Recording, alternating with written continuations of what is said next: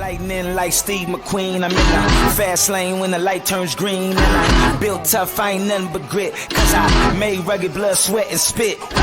Yeah, like a horse I fly. Better push yourself in for a bumpy ride. I like to play hard, but I work harder. And I weather the storm cause I'm built stronger.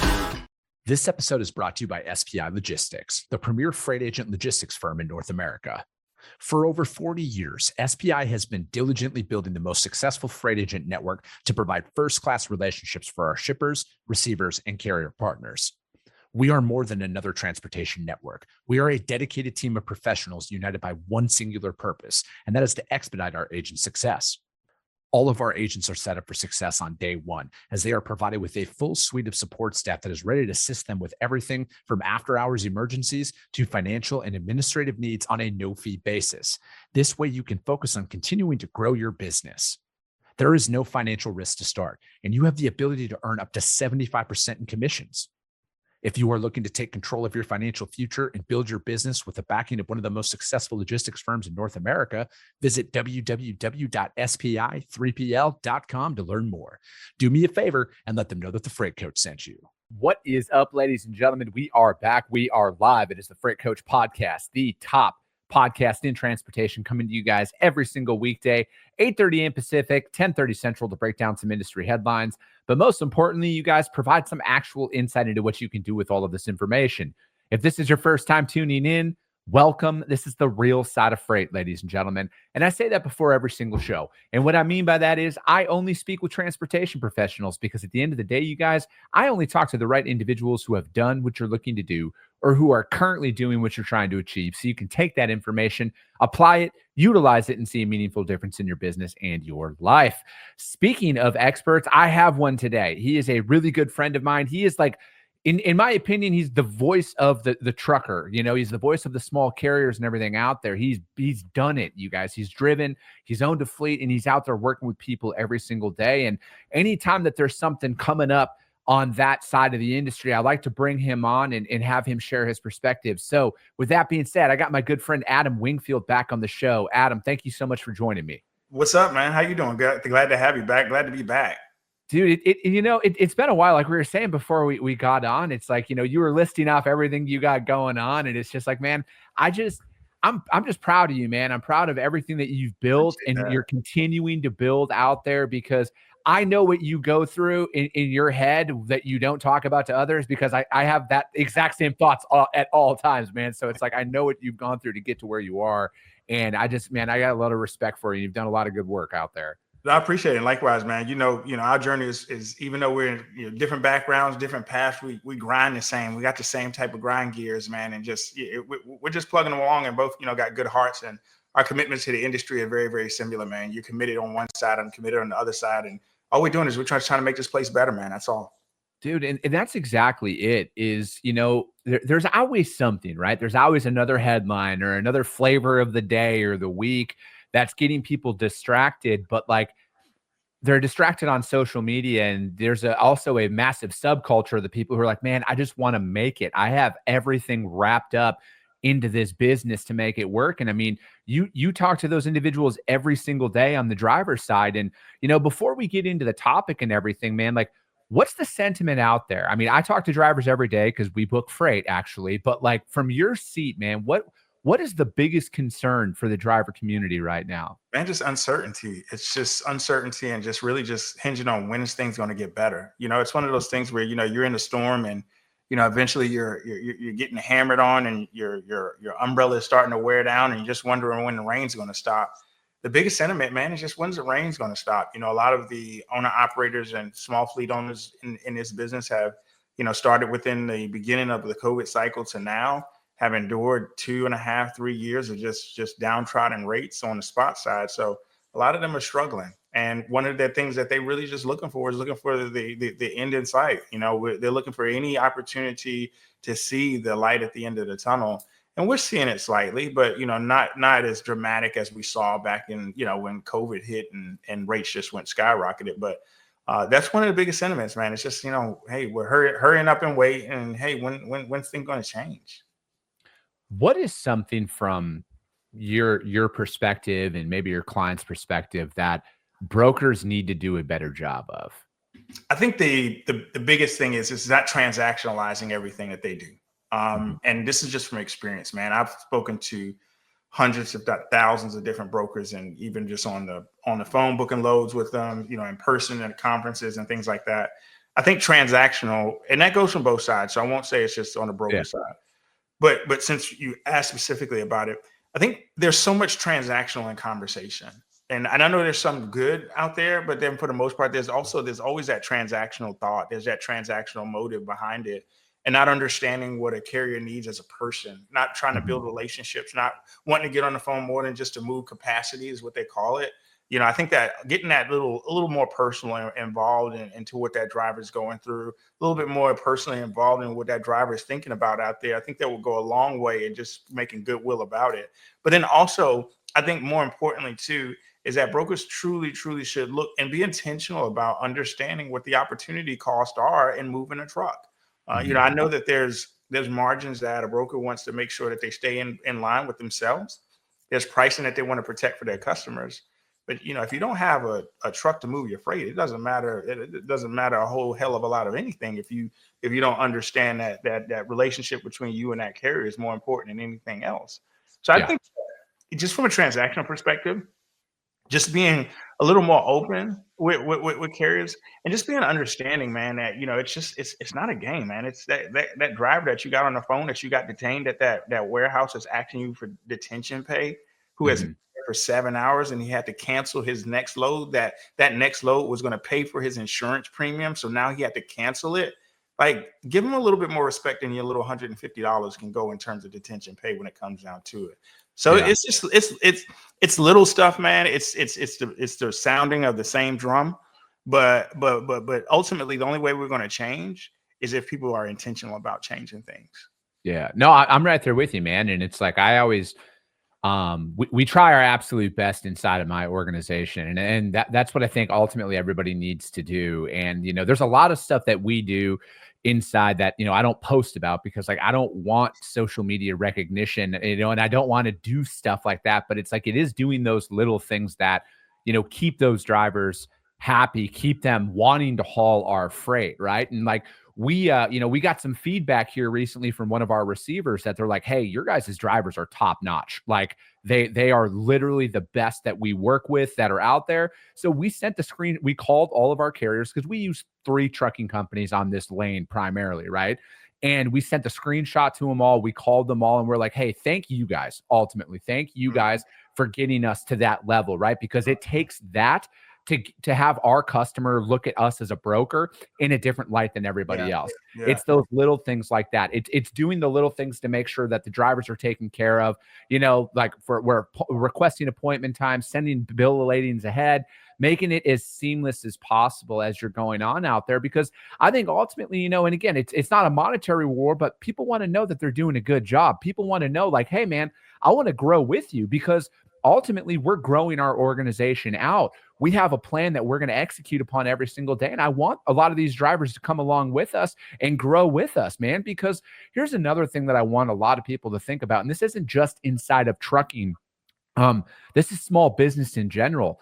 Most businesses are 30 days from being out of business or out of cash every single month, right? And I don't think enough people realize how fragile most businesses are when they're getting up and running, building up cash reserves and everything else. Because, you brought up the insurance premium there, for example, that might happen. Like, most people don't actually comprehend it, because they get that direct deposit every 2 weeks. And it's easy to sit back and be like, oh, you should manage your business better. Yeah. I don't think enough people actually understand how hard it is to build something from nothing. And I don't think people understand too how hard it is to build a trucking company and sustain it. You got to think about a lot of folks that start trucking companies, whether it be owner operator, small carrier, they come from a background that may not necessarily be running operations and transportation operations from that skill set perspective. So not having the understanding of all the moving pieces, and then you add on regulations that are in place, you add on all these undeniable variables to them, and then when you look at stuff like you got carrier 411s and freight guards and things like that, and you've got all these things that are just pointing down at the carrier that's beating the carrier down. that's frustrating for a carrier. And then also, ultimately, these are the things that lead to the demise. You look at the overall failure rates. We're talking about 90% of the people that start trucking companies fail. And we're not talking about starting, a lemonade stand that's going to cost you a couple $100 to get going and launch. We're talking about a commitment that's 250, 300,000 plus. So it's unfortunate that that whole. Honestly, man, it's just like society, though. You know what I'm saying? I mean, I'm not even just going to blame it on the industry. I think it's just society as a whole. Yeah. When I started in the trucking industry, even back then, it felt different. We're a lot more. It was much more close knit. We're much more. And when I say close knit, I think it just like truckers were the knights of the roads. They had respect from the motoring public. That's a lot different. But then also society as a whole, from a people perspective, man, people just don't give a damn no more. And I think that's ultimately that's what it boils down to. Customer service. When you think about customer service as a whole, customer service has absolutely plummeted, and it has plummeted on every level. It's plummeted because of people. And people have driven down that manner behind service. There's such a level of entitlement that is spread across us as a country. Like, everybody's entitled to respect. Everybody feels like they're totally entitled to having the lights on them and what's in it for me. It's just a selfish environment where if everyone just steps back and just looks at it from a selfishness perspective, I think it would make a big difference. But it's no different, man. Industry is reflective of what's going on with us as a people. Yeah. No, I'm right there with you, man. And I think, like, ultimately, when we're dealing with stuff like this, it's like, you always got to look in the mirror first, right? What can you do differently? Because it might, a lot of people, I feel like, it might seem overwhelming, right? Because I know I feel the same way as you, man. I feel like, the entitlement, the lack of give a fuck by so many people is so evident. But I also view it as a massive opportunity for you to go in there, do things differently, because that's going to stand out, right? Like, being a good person, which, when you and I grew up, was kind of like beat into us essentially, like, hey, yes sir, no sir, yes ma'am, no ma'am. Yeah. Now it's like an afterthought from so many, but I also feel like that's also a major opportunity for a lot of people to go in there. And if you're going to operate the right way and you're going to do the right thing, you're going to get rewarded for that. Yeah. I mean, yeah, absolutely. There's riches and niches, and there's always an opportunity. The ones that, the path less travel is usually the most optimal path to choose. But it's still, when you look at from a people as a whole, especially in the driver community, when they look at the majority and how they're treated by the majority, it just speaks volumes to it. And I just think that ultimately, when you look at all of these factors, you look at all these behaviors, and then they just don't feel like their voices are heard. It just all spills into a pot of just turmoil. Dude, I saw that there was something that, like, the FMCSA is doing, like, a broker purge or something like that. Yeah, man. I read that article, and I saw that they're going through, and it's going to be interesting. What did you hear about that? So based on what I've heard, it's more along the lines of on the financial side. Gotcha. On brokers that are traditionally no pay brokers, right? Yeah. So it's not so before carriers get in and think it's about transparency, it's not about that. It's about going in, and which is a good start. Obviously you're going after the ones that are just obviously are not operating their business as they should. But they're going to go in from a financial perspective, from what I see as a financial side, for those brokers that have not been paying carriers, which is going to be interesting on how they go through this process. Because, when you look on the carrier side, the FMCSA has talked about the lack of limited resources and not able to accomplish this and not able to accomplish that. I would just be curious to see what the findings, what the outcomes going to be, and then what the next steps are going to be as a result of this.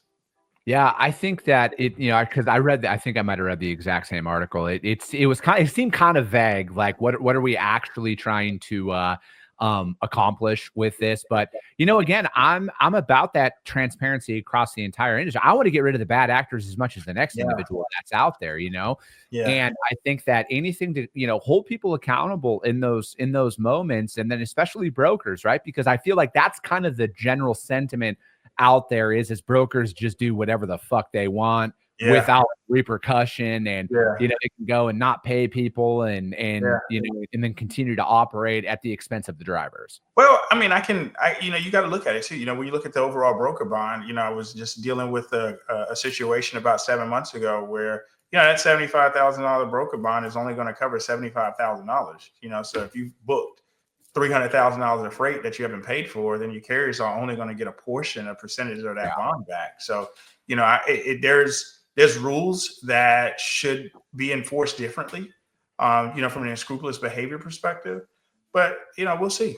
I guess we're that's something that's above my pay grade. But when we look at, in all fairness, when they look at the bond is it's the larger brokerage, that bond's not going to cover it. So. Yeah, it's going to be interesting to see, man. And I think that depending on from a priority standpoint, I think unfortunately a lot of what we're talking, I don't think that that's going to be a top priority for this next administration or even the next administration after that, right? Like there's a lot, and unfortunately from the pecking order side of things. But again, I feel like the FMCSA needs to clean their shit up. First and foremost, they need to clean it up. It starts and stops with them. Ultimately, it truly does. And then the Department of Transportation, it starts and stops with them. A lot of the behaviors and stuff are allowed through them because there is no checks and balance system. It's essentially, if you're paying that fee, you can kind of do whatever the hell you want. Yeah, and then when you look at the agencies that kind of do this number here, at all times, like it's there's no accountability within the agencies, and the responsibility is super vague. Their systems are outdated, their processes are outdated, they're always behind. But and when you think about administration, priorities and pecking orders always change. So when you have one that says that this is important, and then 4 years later you got one that says no, this is important. Until you have a bipartisan approach to it, to where it's actually looking for the benefit of the industry, when we get some of the layers back from a political belief perspective, you won't see much change. And that's what we've not seen. We've seen this constant cycle. Dude, I agree. And, speaking of change, Yeah. there's why I reached out to you a couple of weeks ago. I saw you post something about this, and I've been doing some research about this, about, the potential of 178,000 CDLs that are going to be inactive as of Monday, the 18th here. Right. So it's not a short time out, but it's having to do with the Drug and Alcohol Clearinghouse. What is the clearinghouse for people who have no idea and have been living under a rock? So the Drug and Alcohol Clearinghouse is one of the standardized approaches that the federal government uses to make sure and ensure that every motor carrier in the U.S. is operating under the guidelines that have been set out for drug and alcohol violations within carriers. When you think about that, and just in a nutshell, years ago, we didn't have a Drug and Alcohol Clearinghouse. You had mega carriers that had their responsibilities on doing drug tests and things of that nature and having randomized tests. Well, the small carriers didn't have that same type of system that allowed visibility into it. So what that would mean is that Chris could be driving for a mega carrier. Chris has a drug and alcohol violation with a mega carrier. And then we move over to Adam's company and he leaves and he gets fired. Let's just say he gets fired for a drug and alcohol violation for that company. He comes over to my company and he gets started the very next day because there was no system to really kind of track that from carrier to carrier. So the clearinghouse has the ability to, number one, you got to query a driver, which is to look at an inquiry into the driver's files to ensure that there are no violations, no drug and alcohol violations, and no refusal to take a drug test on there. And that's how carrier to carrier you remain compliant. But the FMCSA decided to come onto a two-part enforcement process when they started with the clearinghouse process, saying, hey, you know what? Number one, you got to make sure that carriers are doing their annual queries. Mm-hmm. When you hire a driver, you do a pre-employment query. When a driver gets on, you have a proper driver qualification file. But part two of that was to say, okay, now that we've started this process, now that we've been able to identify drivers that have been caught up in drug and alcohol violations and have not done their part to return to duty, which is called the RTD process, to where they have to have follow-up drug screens and things of that nature, just to make sure that they're prepared to go back on the road. What that allows the system to do is to say, hey, Chris had a drug violation or Chris had an alcohol violation. he hasn't performed the return to duty status, we need to prohibit him from being able to operate a motor vehicle. So now that his CDL is in prohibited status because he has not started the RTD process, nor has he completed the RTD process.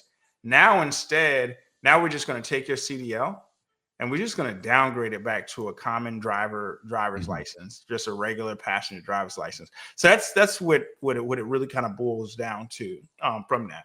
But one thing that I will say about that is that there are 177,000 active CDL holders, right? That they said, hey, that are showing active in prohibited status, because there's over 3 million CDL holders. There's 178,000 or whatever that are active in prohibited status.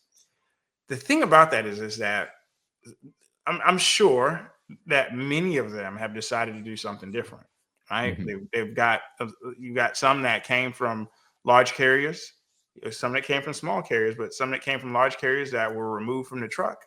They haven't started the RTD process. Maybe went back home and got a job, and maybe went back home and started working at a factory or started doing something different. Well, that doesn't mean that CDL will maintain active status after the 18th. Because me, myself, obviously, in my wallet is a CDL, right? But I'm not an active driver, though. I'm an active CDL holder, but I don't drive a truck, but it's in my possession.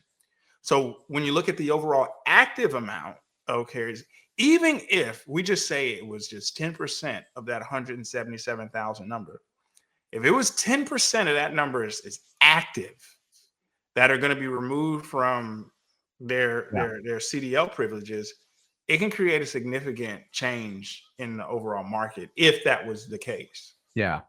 No, and I think that's the, it's one of those things where, I guess I have a, when it comes to drug and alcohol violations, like a zero tolerance policy. Like I wouldn't want anything like that on my loads and everything else. But, I think what, anything out there that could potentially affect capacity. And now, is this an overarching number though, Adam? This could be a dump truck driver who has a CDL. This could be, it's not just truck drivers that are inside of the clearinghouse, or is this 178,000? Like they've queued this out as like, these are active CDL holders that drive 18-wheelers. These are active CDL holders that drive trucks that are responsible for that would fall under the guidelines of responsibility to report to the clearinghouse. So that's just the total. So it's not solely inclusive on, hey, this is 177,000 18-wheeler drivers that drive for motor carriers specifically that do interstate operations. So no, that's not the case. But that's what I said. If you look at the number and then you just narrow it all the way down to maybe just between 5 and 10%, you still have a significant number of drivers out there. And here's the thing too. The issue behind that is what I fear is that most of the time when we consult with smaller carriers and small carriers less than 10 trucks, you'll be surprised on how many small carriers that A, don't know what a clearinghouse is. Yeah. When B, that have not ran queries on their drivers in years and not following those processes. Those are the ones that are going to one day just wake up and, obviously they're going to go into their system and they're going to notice there's going to be a driver on their system that's no longer an active driver due to that CDL not being a valid CDL. So I think that ultimately it is going to have a slow impact because you got to look at enforcement too. Okay. So think about this. I drive for Freight Coach Logistics. Freight Coach Logistics is a small carrier out of Arizona. You got 3 trucks. I've been driving for you for quite some time. Monday hits, you're not going to know anything. You're not going to get an email that says that I'm prohibited. You're not going to get email that says that my CDL has been downgraded. You know what's going to happen to you? Maybe a couple of months down the road, I get pulled over in a roadside inspection. I'm like, hey, Chris, hey, man, I'm going to need somebody to come and get me. I'm out of service. They said something about my driver's license. And your truck's getting impounded. And now all of a sudden you're in a whirlwind. So the enforcement part is also going to be the thing that's going to drag this thing to fruition. Yeah.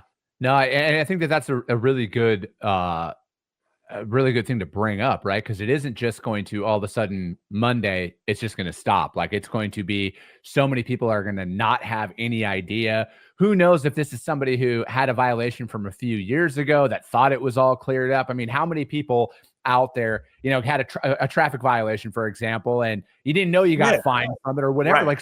Like, shit happens. You haven't had a violation since, so there's been nothing else that has came up in that time frame. So it's like, I would hope, because I think that the industry has done a really good job of kind of like banging this drum for like the last 6 months. Like, hey, you all should be checking your shit here. Yeah. But, yeah. Like you brought up a good point. That doesn't mean that anybody actually did do that and search through their records and make sure that is, legit. No, I mean, just like to your point, like, the people that are riding around right now, it's somebody that's listening to the call that's right now that's probably got a suspended license, didn't know their license was suspended. Yeah. Because it's just part of how that process works. The only reason why you should worry is if A, you've ever had a drug and alcohol violation, or B, you refuse a drug and alcohol test. Yeah. If you ever had any of those two things happen, then you might want to run a query on your drivers. Number one, you should be running a query on your drivers annually. But number two, as a driver, you want to make sure you go in and you log into the clearinghouse and check your status as well. Do you have to does it pay to run a query on your drivers? Or is this $2? Yeah, $1, $2. It's like a couple of bucks. I mean, depending on that sounds like something you might want to do like quarterly or biannually, just to. You're supposed to do an annual query, and you have a full query, and you have a limited query. So you have two different type of queries that you can run, but you're supposed to do them once a year. And anytime you're going to hire a driver, you're obviously going to want to do one as well. You got to do a pre-employment query because that's required from the FMCSA, but you got to do a query once a year. But when you have events like this that take place, and there's nothing wrong with paying a couple extra dollars and doing another query. Yeah, no, I agree. And then this might just be my own ignorance, but like if they get a DWI driving their personal vehicle, for example, does that affect their CDL status? So a DWI and DUI from that perspective in a personal car, when it's not done in a commercial vehicle, is a little different. Okay. So that is a little different. But nevertheless, it would still it'll affect you from a violation perspective on your CDL in terms of it's a licensing DUI, but it just wasn't done in a commercial vehicle. Gotcha. So if that happened, and again, if you don't want to answer this, that's fine. I get it. But like if it happened in a car, you might not have it show up on your clearinghouse record. Correct. Gotcha. Okay. Correct. No, I mean, it makes sense. And, again, because I have some buddies that are diesel mechanics and stuff like that. And, they're not commercial drivers. They have a CDL, but, they're not also out there, and not saying that any of them have DWIs or anything like that. But you wouldn't think about that, if it did happen in a car and, and then it does, not necessarily affect your ability to drive your truck. Yeah, and then that's the thing that, a lot of people that have speeding violations and things like that in their cars, it's still going to affect your license. It'll still affect your impact of insurance points and your insurability. So when you go to try to get insurance, if you're an owner operator or if you're going to a fleet company, then it probably won't take you for the DUI or DWI. Yeah. So how can people get prepared for peak season, man? Do you think there's going to be a peak season out there this year?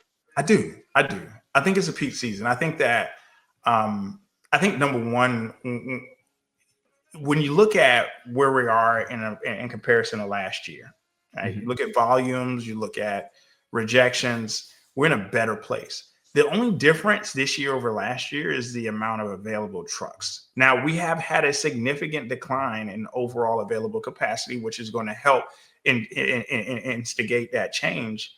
But I do believe that because, when you look at in January, you've got a lot of folks that are nervous, that are exporters, that are nervous about having to be tariffed out of the wazoo in order to get their products over into the U.S.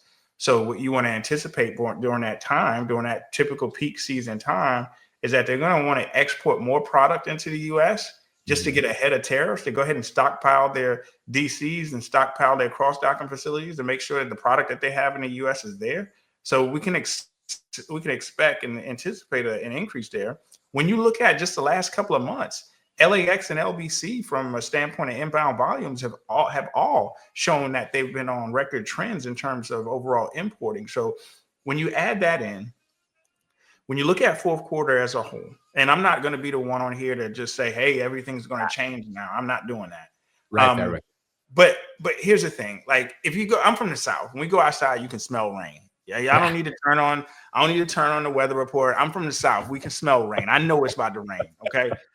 When you look at certain things, and if you've been doing it for so long, you have signals that you just don't ignore. Yep. And if I'm a small carrier that has been through, this is not going to be one of those, hey, you know what, we're going to $5 a mile territory again. But is there going to be a season where we have the opportunity to finally get a little bit of break, a little bit of breathing room, where we can start saying no a little bit more, start seeing more freight hit the marketplace that is going to be much more beneficial and potentially profitable for you? Yes. So that is what I will say as far as going down into that rabbit hole. Again, I can go outside and smell rain. You can read between the lines however you want to read it, but I do believe that we'll see some sort of a peak season. Yeah, I said this yesterday, and I try and say this as much as possible. I think that the recovery of all of this is 12 to 18 months in the making, and that's when people are going to look back and be like, "Damn, things are up 30 cents a mile, 40 cents a mile, whatever that looks like."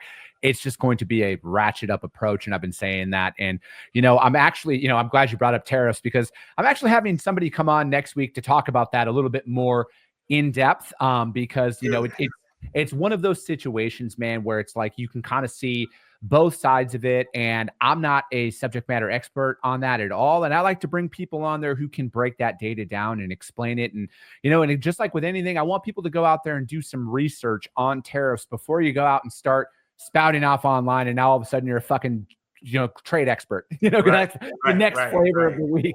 So it's like, get out there, do that research, check that stuff out. But Adam, I appreciate you joining me, man. As always, I got to get you back on, before, but you're, the thing is, you guys, I actually have professionals on the show. People have jobs. We're not just out here. Although Adam and I have pretty faces, we also have businesses to run as well. I know that's right. No, it's always a pleasure joining here. I love what you're doing, keeping the freight community connected authentically, and just no filter, man, the way it should be. So keep doing what you're doing. I know what you're doing, or even on the broker side, man. The carriers that you operate with are just fortunate and blessed to have you. No, man, that's what we can do, one truck at a time. That's our mentality. But that is going to be it for today, ladies and gentlemen. Tomorrow, it's going to be a solo show. We're going to do a little bit of some training on here. We're also going to break down some industry headlines and kind of cover some of the stuff that's out there as well. But that's going to be it. As always, if you guys got value in what you heard, subscribe to the show, you guys. Share it out there to your network, because if you see value, your network's going to see value as well. I appreciate you guys. I love you guys, and we'll be talking to you soon.